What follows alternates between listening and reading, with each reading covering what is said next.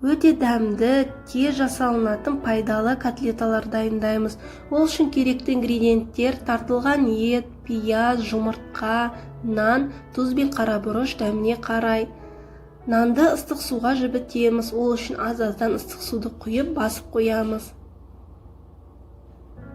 Енді тартылған етке туралған пиязды салып, жұмсарған нанды салып, жұмыртқаны, тұз бен қарабұрышты салып, жақсылап езіп, мыжып араластырамыз.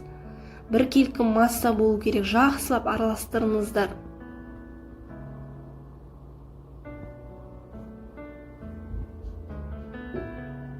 Дайын. Енді пергамент қағазын төсеп, котлетаның формасын жасап, пергамент қағазына салып шығамыз. Қасықтың көмегімен басамыз, әдемілеп 200 градус қызып тұрған пеште 25-30 минут пісіреміз. Котлеталар дайын.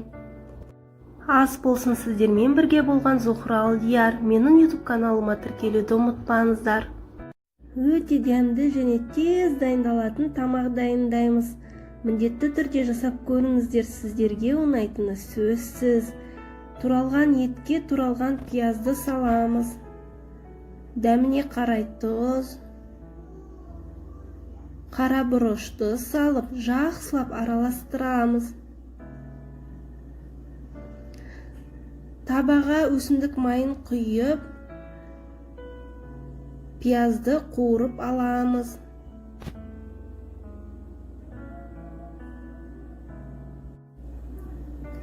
Томатная паста салып, жақсылап араластырамыз. Кейіннен ыстық суды құйып, дәміне қарай тұз салып, гнездочки макарондарын саламыз.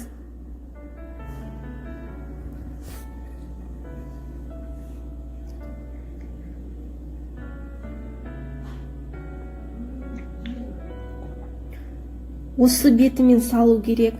Содан кейін салмасын ойыққа саламыз. Толтырып салып шығамыз. Тез-тез салмасын салып шығу керек. Кейіннен 20% немесе 33% сливкиді құйып шығамыз.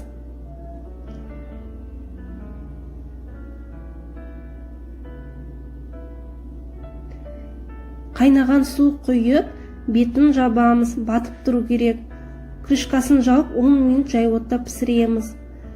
Кейіннен теркадан өткізілген ірімшік және укропты саламыз.